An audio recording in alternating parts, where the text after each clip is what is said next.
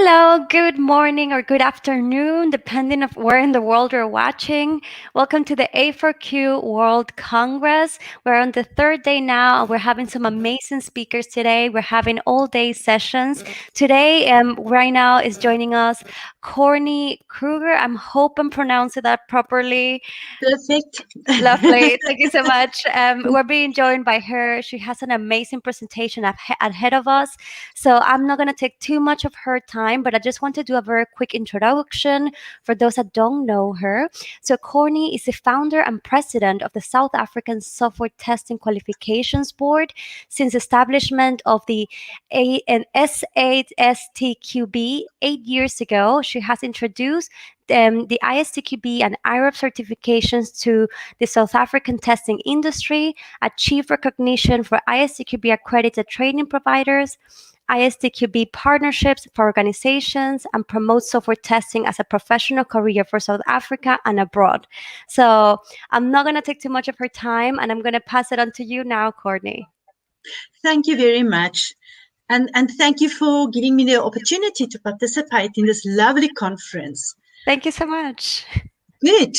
All right. So let us talk about management metrics and how to manage virtual work environments. I think it's a very interesting topic, but before we continue, I want to show you where I am. I was born in Africa, and the most southern point of Africa is Cape Agulhas. And 1,550 kilometers northeast from Cape Agulhas is the capital of South Africa, Pretoria. And this is where I sit at the moment. All right. So I just want to greet everybody that's listening to my presentation. And I really hope that you will enjoy what I have to say for you. So first of all, because we're talking about metrics, when you work with metrics, it's important to know your target audience as well.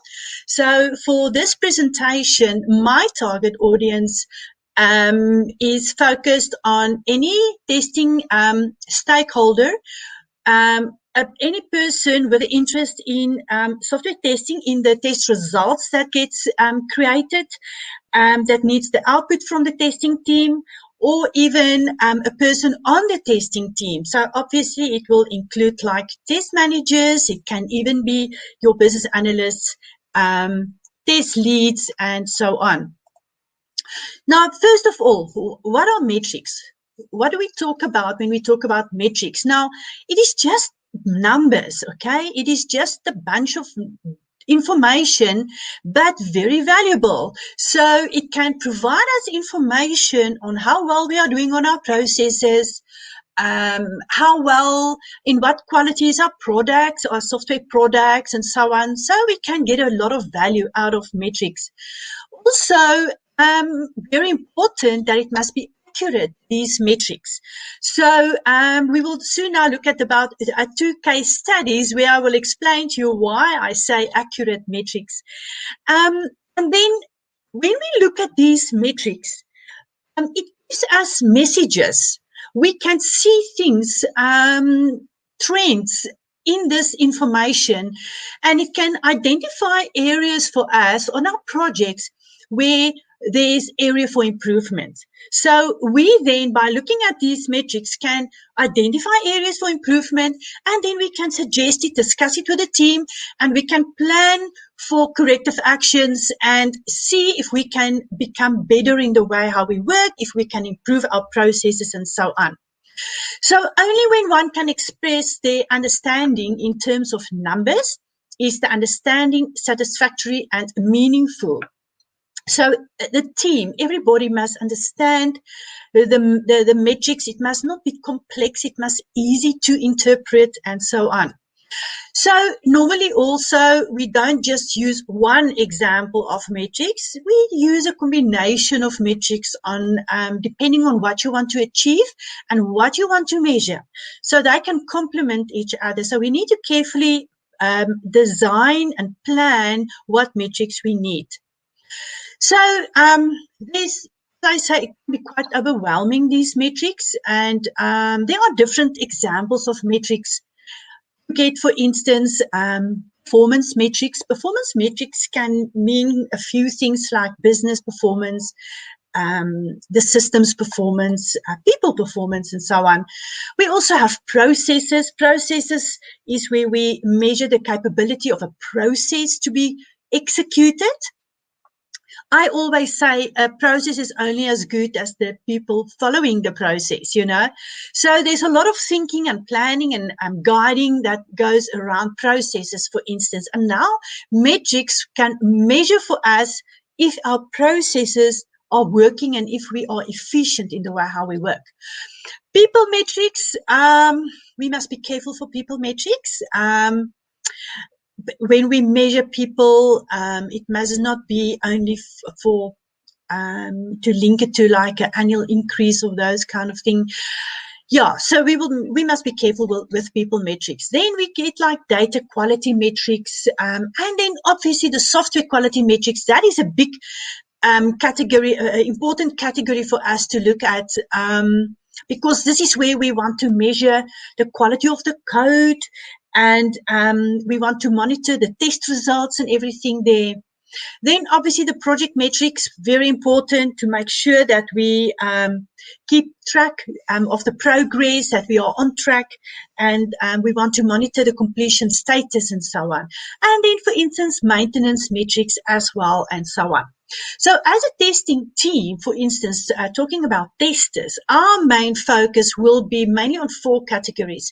We will focus on the software quality metrics, the people metrics, the process metrics, and the project metrics. Now, working in this new way of the new norm, like they say, very distributed and with virtual work environments, people metrics become more important, as well as your process metrics.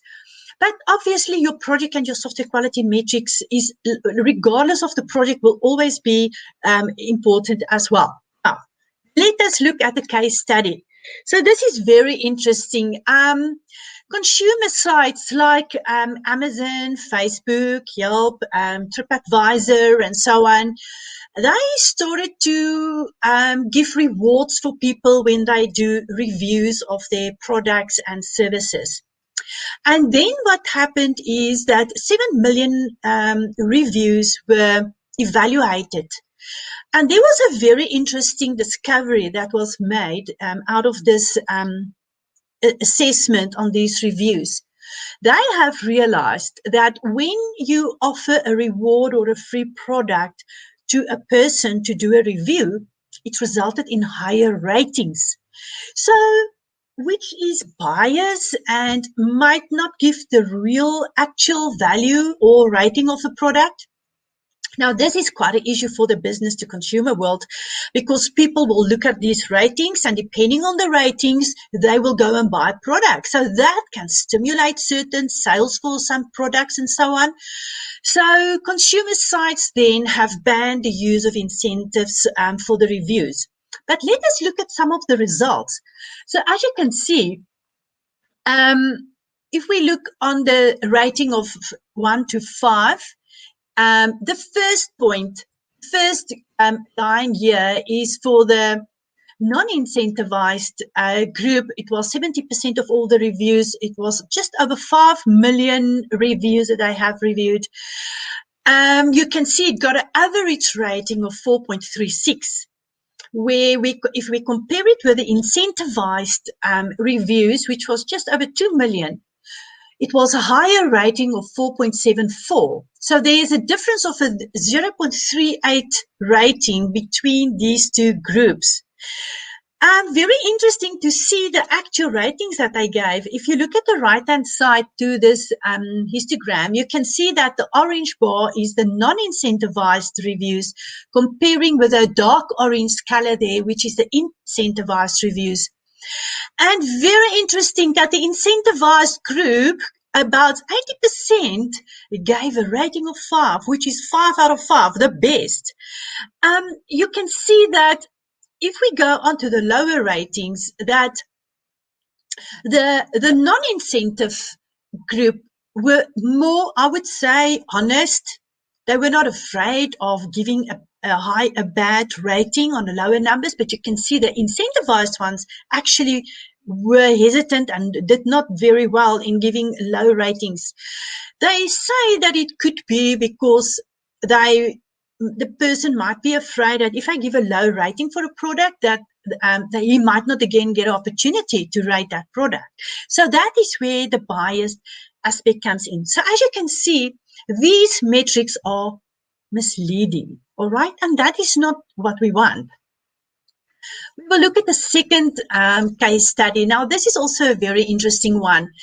Lieutenant Petrov, he was in the Soviet Air Defense Force, and on the 23rd of September 1983, he was on duty to monitor the nuclear early warning system. His duty was to monitor this system and check if there are possible missile attacks from the USA. And this evening was actually 3 weeks before the Soviet military had shot down a Korean airline flight.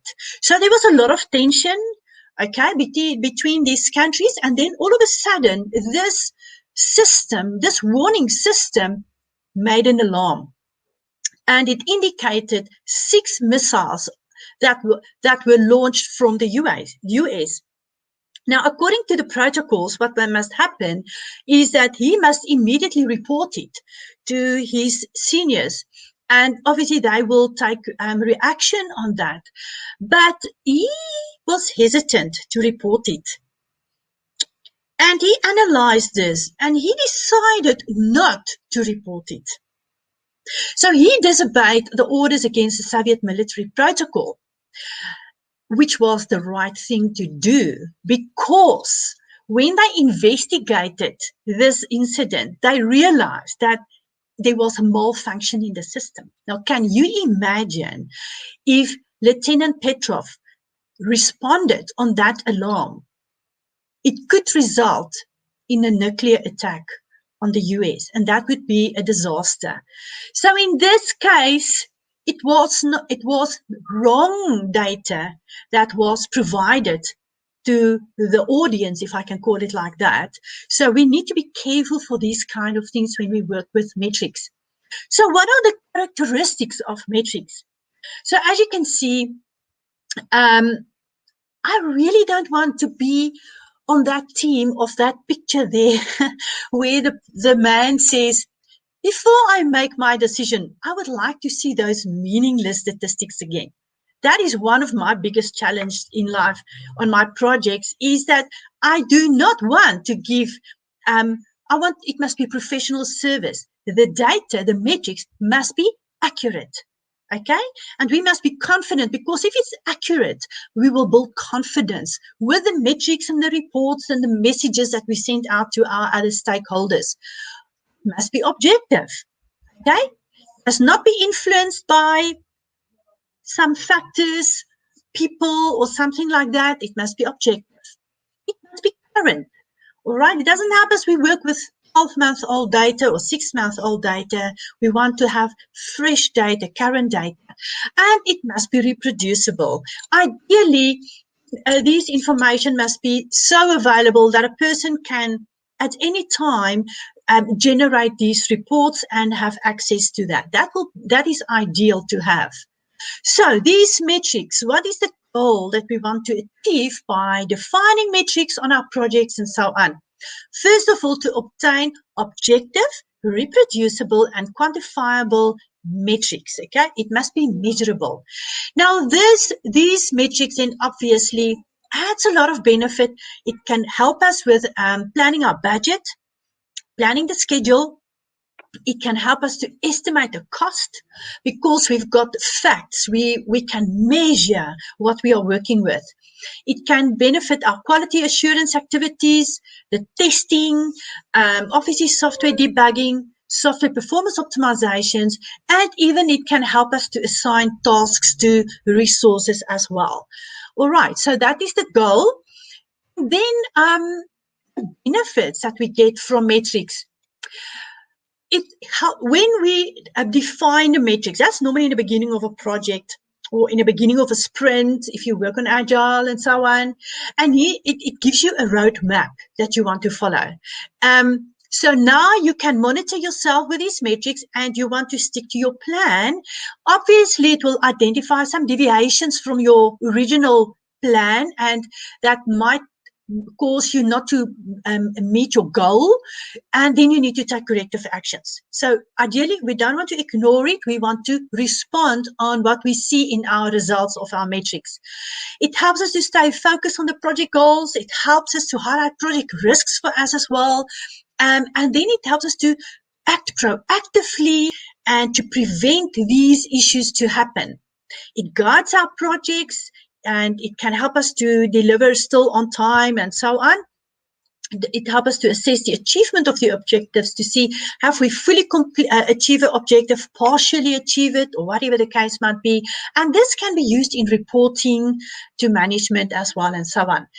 These metrics and so on can also help us to make better decisions, informed decisions based on facts, and then to enable a coherent tracking of progress over time. So you can keep track what's going on, and you are informed any point of time in your project, what's going on, where are the challenges, where is it going good, and so on. Now, there's an old saying, if you can measure it, you can manage it. So the opposite obviously is also true. So if you don't measure it, you cannot manage it. And it is very important that we manage our projects and to deliver it successfully. Now, Professor Victor Basili actually developed this gold question metric approach. And you can see that he says that, first of all, when you want to define your metrics on your project, you need to know your goal, what you want to measure. What do you want to achieve on this project? Now, there we've got an example. Identify the quality levels of a software product. That's a common a goal that we have, is to consistently evaluate the quality levels of our projects, of our product. So now the next step will be ask the questions. How can I identify the quality levels? Maybe first of all, I want to know where in my product are the problem areas. Which areas is the low quality code located in, for instance? The second one, of the defects that we find, because the defects obviously bring down the quality levels of my software, I want to know the rating level of these defects. Are they all cosmetic, low impact, or are they all major showstoppers, critical for the system? And then the third one, what is the deployment risk on that? So now you identify your questions, and then you move on to the metrics level. So now for your questions, you now decide, what metrics do I need to answer those questions?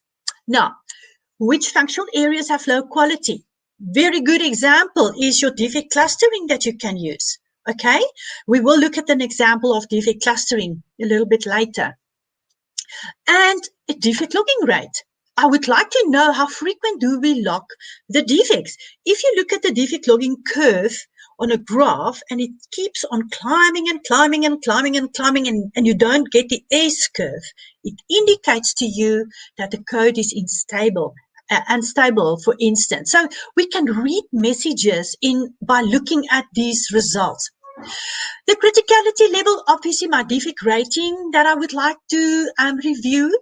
And then what is the deployment risk? Ideally, you will follow a risk-based testing. You will have a risk profile, and you can then manage the risk by applying testing to that. And you can highlight, you can see what are the mitigated risks and what are the unmitigated risks. Now, by having all those answers, that can really empower a team to make good decisions. Know what direction to go in, depending on the facts that we get out of the system. So for me, there's a last level there, which is the format on how I want to present this data. For me, for myself personally, that is very, very important. Sometimes when I ask somebody to collect some information for me and to present it to me, then I will sit in a meeting and I think, it so does not talk to me. And then very often I ask the person, can you group it like this? Can you maybe sort it like this? Don't give me 50 pages to read through. I don't have that time. Give me a pie chart or a histogram. I always say in a few seconds, I would like to make an assessment. A picture says the same as 1,000 words. So as you can see, maybe for defect clustering, we can decide on a lovely histogram. On the defect logging rate, you will have the curve line that you can monitor your defect rating, a pie chart, and so on. So this is a technique that you can use on your project when you want to identify the metrics that will benefit your project and that will enlighten all the other team members, the stakeholders, to answer all their questions that they will have for you. So, goal question metric, first of all, you plan it. And then, obviously, you define, as we did it now, you define what metrics you want to collect, which brings us to the third step. Now you need to decide how are you going to collect it. Preferably not manually. That is extremely time consuming. It ideally must be automated, embedded into some other tool that you can use, and then from there it can store all this metrics, this data, and you can generate lovely reports from there. And then number 4 there, obviously, the interpretation. What do you see in your results? Is it going good? Is it going bad? If it's going good, you can celebrate. If it's going bad, you will have to do corrective actions, but it gives us a picture that we can look at. Now, this is a very dark, funny picture actually, but who is your audience, as I said, is very important. Now, this is an interesting picture there. You can see there are 4 images of one and the same banana, okay? There's the real physical banana on a picture. Then there's an image from an MRI scan that was done. There was an image of an X-ray and then a CT scan as well. And look there, it's the same banana, but it gives us different pictures. And just as these different images, our stakeholders, we all work with the testing metrics, the project metrics, and it's the same data, but depending on what the questions are, what the stakeholders ask, we need to decide how are we going to represent it to our stakeholders, to build those bridges to our stakeholders and to provide a professional service to them. So we are now going to look at a few examples of typical common reports. Maybe you are all familiar to them. Maybe some of them hopefully will be new for you. Some of these reports, I have seen that some companies don't make use of it. But yeah, it always is a challenge. I always challenge, I'm also a facilitator for training. So I always challenge my students and say, I dare you, go and implement that. Show the difference in your company. Show the value that you can add. All right, so let us have a look at some of these reports. Defect clustering. Now, I mean, that is a very common one. Defect clustering is one of the testing principles. So defects normally don't spread even across a system. They cluster, okay? So in this example, this is now just, for instance, like per subsystem or per functional area. Depends on how you want to do it. And now we can see, we log defects and can see where they group together and where are the problem areas. And that is what we want. We don't just want to have a long list of defects and numbers with explanations and try to get it fixed by the developers. We can get much more from this information. Now, which area is The attention, the one that gets attention, obviously, as you can see, A4. A4 has the majority of the defects located there. There's a clustering of defects there. And it maybe will be good to analyze the defect types to see what if it's all the same type of defect locating there. Comparing it with other blocks like the green blocks where there are no defects at all, and that is with a goal that we want to get to, defect-free product that we can launch. So obviously you can see that the A4 block, we will handle that block, that area there, completely different than, for instance, C2, with a very small amount of defects there. So the areas where there's a high clustering of many defects, obviously it's more unstable there. You might even have showstoppers there. So that will take higher priority above the other areas. Highest priority, early testing, and you will have a lot of tests there. So you can look at historical data and you can get these kind of pictures and you can predict, what's going to happen on your product. Now, this kind of information can be collected in a defect logging tool, for instance. You can customize, many of these tools can be customized. Very often the company and organization will have an administrator for this tool. And maybe if you can motivate him, or the company, it can be company-wide that you want to do it. When you log a defect, you want to have a drop-down box where you can list the functional area or subsystem or something. And as you capture your defects, you group them together, and then you will be able to generate this defect clustering picture to see. And as you can see, it can help us to be more effective in our approach to testing, because it guides us, it pinpoints us to A4 to start there with the testing. It's going to be a waste of time to start testing E1, E2, E3, E5, C3 and leave the problems for later. I would rather find the problems earlier on my project. So you can see that the areas where there's no defects, yes, we definitely will still do some testing there, but to a much lower extent, and it will be mainly like regression testing that you will do there. All right? So that was an example of functional areas and so on. We also then have your code. You can do it on your code as well, where you can link defects to a specific module. And you might see how defects cluster in a specific module and so on. So you can use it on more the code as well. The next one, Pareto Analysis. I like Pareto Analysis. You can see here that, again, we work with historical data. We've got a table, and there we have 13 different functional areas. Okay? And now we have, when they locked the defects, they locked it and link it to a specific functional area. So then we sort it from the biggest number of defects for that category, downgrading to the smallest number of defects, FA13, with only one defect there. So now we work out the accumulative number. You can see I take 285 and I plus 123 and I get 408. And you will see I have a total of 639 defects. Yeah.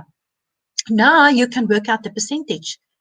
Now, the Pareto analysis is the 80-20 rule. I don't know if you have heard about the 80-20 rule.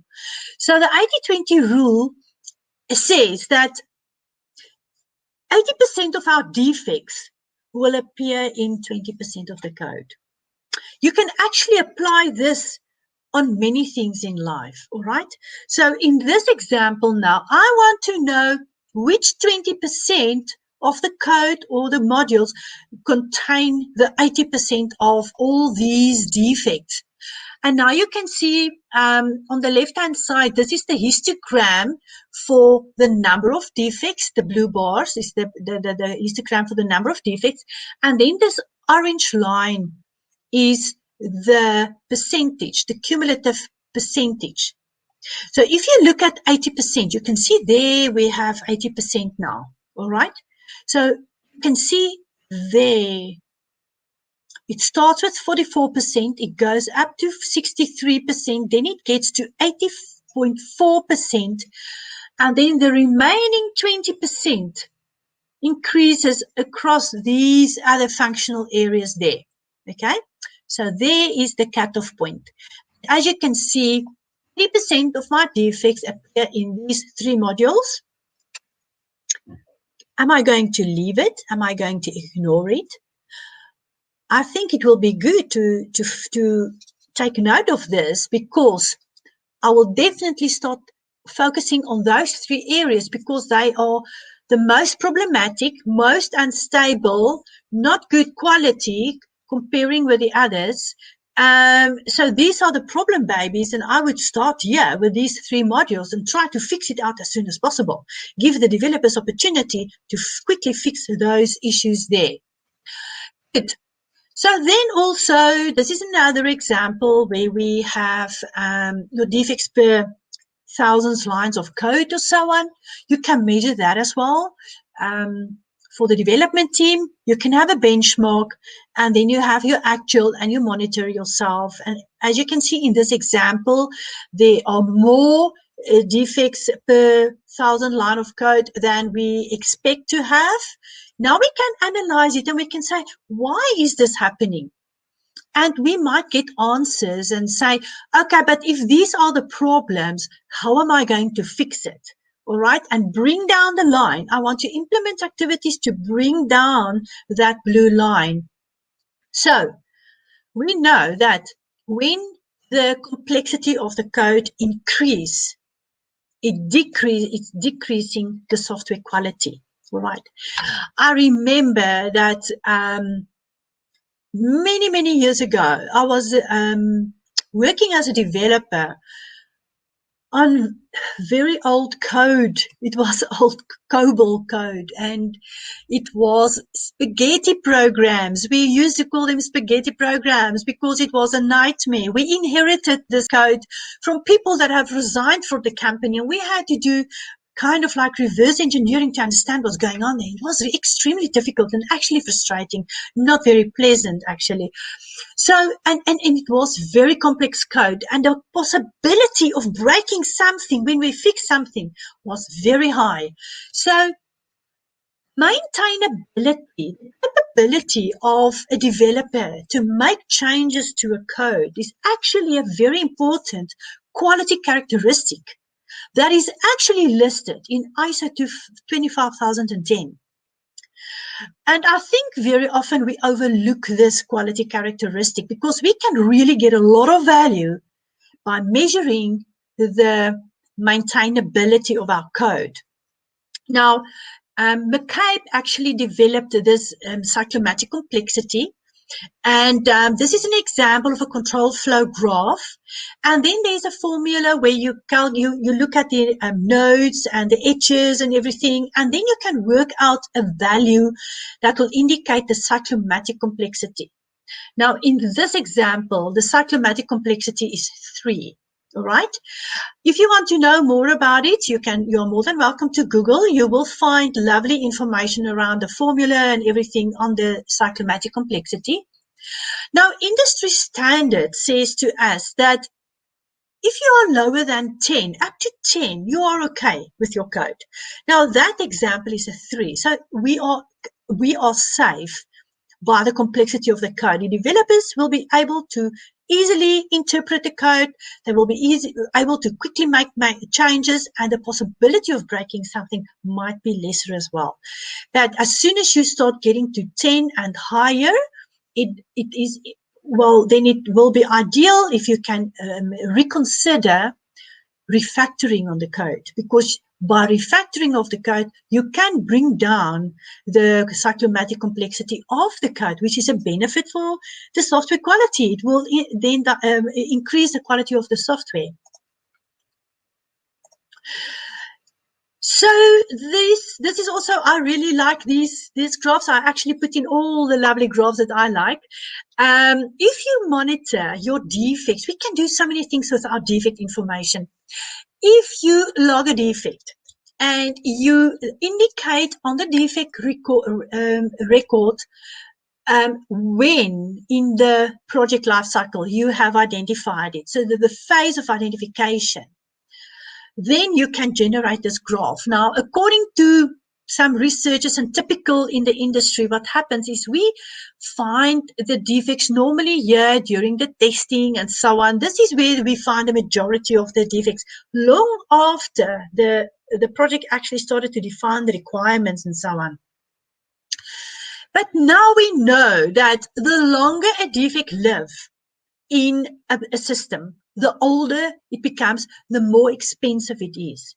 Obviously, when it goes to production, it is the most expensive activity to do. So ideally, for cost savings for a company, we want to do the shift to the left. How do we do it? We need to plan and implement testing activities that can be done sooner, even long before the code is available, to identify defects.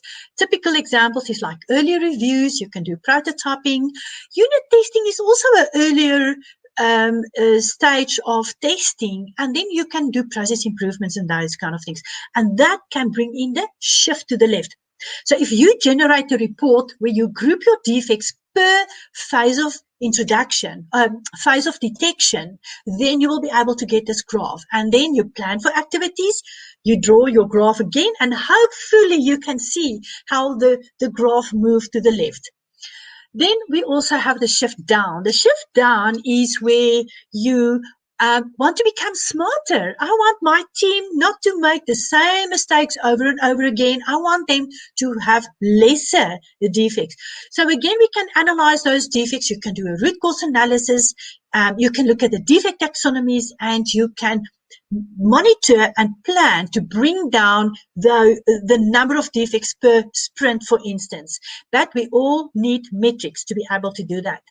Now, phase containment is also where you monitor the cost and the time when you eliminate the defect. There are actually 3 values that you want to monitor: the phase of introduction, the phase of detection, and the phase of elimination. So you can see that we obviously, at any point of time in the system, we can cause defects to happen or flaws to happen. So ideally, I want to have testing activities during the design to fix the defects there. A perfect phase containment will be if I can eliminate all the defects in that phase. But that's a very high rating to say. According to research, you can be as effective up to like 60-65% or so on doing that. There will defects be escaping, and so you move on. But now you have multiple quality gates, and the more quality gates you have, the better it is, and the smaller the possibility that defects will end up in production. All right, so you can see that will do reviews or whatever, you will fix and go on the next phase, and you do this. You have all these testing activities, and you eliminate it and eliminate it. And ideally, it would be good if you monitor that, and you can generate some information around collect metrics on the phase containment, because when you log a defect, you know immediately the phase of detection. You can log it in your defect logging tool. After the analysis work, the investigation on the defect, we know then whether it is related to a requirement that's wrong. Maybe it was code that was incorrectly coded. Then you can identify the phase of introduction. And then depending on how long it takes to eliminate a defect, you can then identify the phase of elimination. So sometimes those 3 values can be in different phases as well. And then you see how across how many phases it goes before a defect, from the moment it is introduced till the moment you eliminate that. Okay. And then our lovely Burndown charts that we know. I think all of you, I don't know if you can send me comments here. I would like to know from you this project. Is it a good project or is it a bad project? This is a bad project, okay? It's a project in trouble. You can see that the orange line is the plant, but look there, this poor team is just falling more and more and more behind schedule here. So this is typical on our agile projects. I think it's a very, very commonly used report. But what we started to do, especially now, for more than a year, we work virtually. Everybody work from home because of COVID. And we started to ask the team, because all the team members make up the velocity of the Burndown chart. So what we now start doing is to have a mini Burndown chart, and it is an attempt to see which resource need a bit more assistance, maybe experience a lot of constraints, maybe need some training or mentoring and so on. So this is something that we play around, and it's working actually for us. Then defect logging rate, that's also a common one. As you can see, you monitor the number of defects open versus the number of defects closed. The top line indicates to you the performance of the testers, how good they are finding the defects, the development team, how good they are in keeping track of closing the defects. In this case, you can see that there was a long time of inactivity with the developers. And then the team worked very hard here, but then for all of a sudden, no activity happened there. But then there was also no defects logged there for a while. So you can see that you can get a picture and you can start asking questions. What happened there? Oh, there was a new implementation, and it was wrong and we couldn't work. That's why we have that line there. So you can identify problem areas and maybe you can have corrective steps in place and so on. So together with this, you can see a cumulative number of defects open, the cumulative number of defects closed, the green line. And then you also look at the defect logging rate. How frequent do you log it? Now, ideally, you want to get the S curve. Okay. As soon as that curve starts to flatten down, then you know you are stabilizing. All right. So that is a very valuable curve. And then the rolling closure period is where you monitor how long a defect takes to get closed. So basically, if you go to the previous slide, from the phase of introduction to the phase of elimination, how long does it take to close the defect? All right. I think I need to speed up a little bit. Multiple viewpoints. So for most of these examples, I said, you can do it in the defect logging tool. You can do it in this tool. You can do it in this tool. So it's the one and the same set of data. But these pictures is a good example for me to explain. It's the same apple. But depending on how I slice this apple, I will get different images and I might get different messages from these metrics. So it is important to know how to slice and group the data to get to the right answers that you are looking for.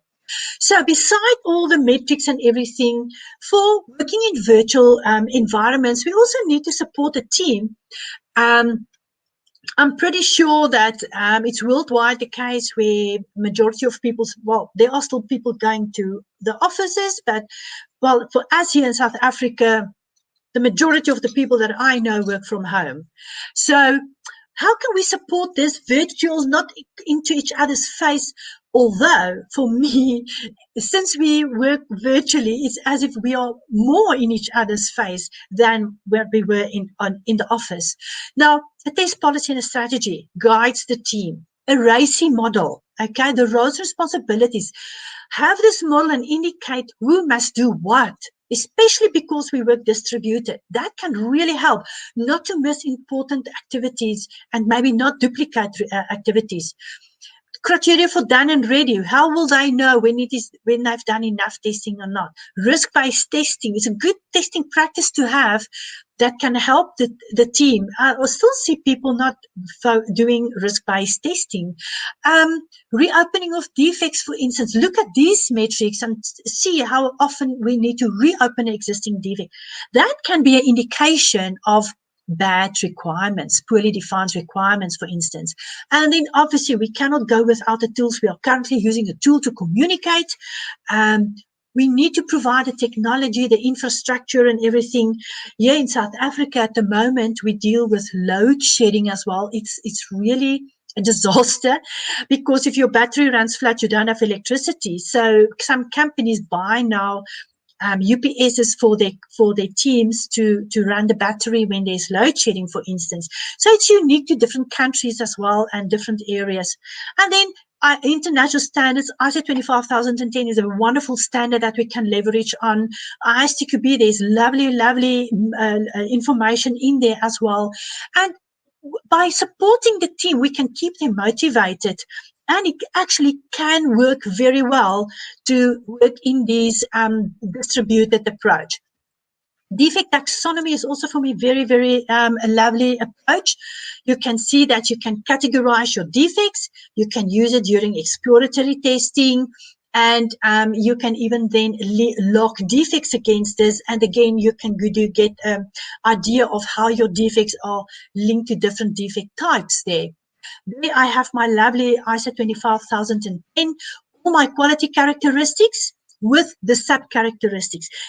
It seems a bit overwhelming, and it can be when you want to try and use it, but you can use it for risk-based testing, for reviewing of requirements. It's a very valuable standard to apply on your projects. And then the RACI model, for those of you that don't know it, R is responsible, the person that will do the work, the worker. A, accountable, the responsible person that will get in trouble if the work is not done. Consult, that can advise, that can give some guidance, and inform, who needs to be informed. Now, for me, sometimes that I is giving me the problem. Very often a person is doing the work and he thinks he's done, but he does not hand it over to the person that's marked with the I. So let us have a look. You can see there, for instance, we've got a testing budget. The test manager is responsible for creating the test budget. He needs to inform the business analyst and the project manager, but he can consult the test analyst, the developer, and the tester on how much effort he needs to plan for, because they will be the people who are doing the work. Sometimes one person can have more than one role, like responsible and accountable. So I have this table in my company, and it's really very valuable. We use it when we want to create a job spec, for instance, because you've got a specific role, you know the responsibles and accountables, what are the tasks and skills that person must have, and you can use that to create your job spec for a new person. So in the virtual work environment, as you can see, some feedback from the people, honest feedback on how they feel about working in these virtual work environments. It's challenging for them to strategize. It's stressed and tired. Remember, now we need to work, but we also need to be a double or multiple roles at the same time, especially if you have children in your house, and you need to provide them food and you need to work. It can be quite stressful, these things. Nothing is fun anymore. We are isolated. Staying emotionally connected to co-workers is hard, and somewhere we need to bring the fun in again. It's tough to replicate office interactions and the communication lags when employees are working different schedules, like in different time zones. Okay, that can also then be challenging. So I wonder who of you work like this man with his pajamas on and with his tie, you know. As you can see, what are companies currently doing? They only have hot seats. There's no dedicated seats anymore for people. They work from home and they randomly can go into the office. This is what we see, what I see here happening, and what I hear from other friends and colleagues that I'm talking to. Home offices, very popular. I know of companies who even put out all their office furniture and contact the employees and say, please come and collect your furniture to set up an office in your house. Then also the tool profile that we use, training on the tools, very important. If I give one tool for 5 people to use, it can happen that they use it in 5 different ways. So guidelines are very important. Some companies do anonymous surveys where they want to find out how the interaction is between the different team members. They don't share it, so it can be an honest survey. And by doing that, they can get feedback from them from the soft people point of view. Then virtual get together. I believe I was told after the session there's a virtual room that we can go in. So I will try and I maybe will meet you there. Then we can try to have a virtual get together. Um, and then when new people got on board, have a checklist to say what do you all need to have um, to to get a new person on board. He's not sitting with you in an office. Maybe he can somebody can shadow him on his work, but he needs to have a stable internet, maybe a VPN and a UPS or whatever the case might be. Monitoring the productivity. Now, for instance, we have a time capturing tool as well. So we, the people, need to capture their time. We link it back to our Burndown charts and everything. So you can monitor the productiveness and obviously you measure the output. Very important to have documented guidelines and to identify all the telecommuting challenges that we have. Now, as I say, metrics are extremely overwhelming. These are just a few. My idea was not to go through this. I just want to show you a huge amount of defects metrics that's available. There's a good source for you. These metrics I got, for instance, from the ISTQB Advanced Test Managers syllabus. So go and have a look at that. If you are interested in all the different examples of metrics and what you can measure, go and have a look there. All right.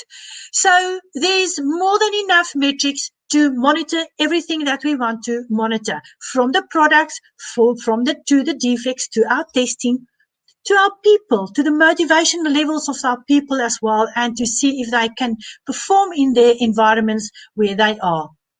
And that brings me then to the end of my presentation. I hope I did not go over too long over the time. Thank you very much. Hi, thank you so much. Such an interesting presentation. We have some very good positive feedback. I am putting down in the screen, you can already see the link where people, I also put it in the comment section where people can also access the Congress Hall area, and you can probably also meet as well there. You have the opportunity there. I'm just going to put it over here so you can see it as well. So in this way, you're able to also meet Corne in the Congress Hall area. I can see I already put it in the comments. And then you have the opportunity to have video call and one-on-one discussions and chat, not only with Corne, but with also other participants as well, and maybe discuss there a little bit. It's going to be very nice. We're a little bit running out of time, unfortunately, but I'm just going to comment a few of the comments that say amazing talk, loved it, from Pratika. So thank you so much. We also have another ones here, but unfortunately we're running out of time as we have another session happening in a couple of minutes. So for those who are interested, more than welcome to stay tuned. And you can also access the Congress Hall simultaneously and have a little look there and discuss with Corne as well. More, we also have here from Tibuho. Good presentation, Corne. Very, very positive feedback. People absolutely loved it. I saw some people also in some groups asking possibly for the slides that you were using.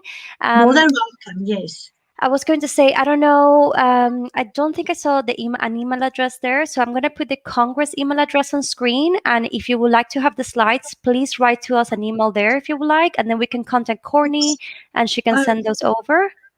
Sorry, I wanted to put my email address there, but now you can only see my lovely flower. What I can do is I can put my email address in the chat. Would it work? Yes. Would you mind just putting it in the chat and I can put that over as well for you? Okay, so there is my email address. If anyone wants to contact me, Lovely. I will gladly give the presentation. If it can benefit any person on their projects, it will be good. Great. I'm going to add it just now so everyone can see it on their screen as well. And not to worry, now you can see it on screen. We also had Edna saying very interesting. So yes, that is going to be it for today. You have Corne's email address on screen. Don't you worry, these presentations are recorded, so you don't have to hurry and write it down as soon as possible. You can also come back to the presentation, watch it again if you would like. You can, in case you missed the beginning or the end, it's going to be also live here for you. Thank you very much, and I'll look forward to going into the conference hall and meet some of the other people there. Perfect. Thank you so much, Corne, for joining us once again. And thank you, everyone. We're going to see you in probably 5 minutes when the next presentation also starts. Take care. Okay, bye-bye. Bye.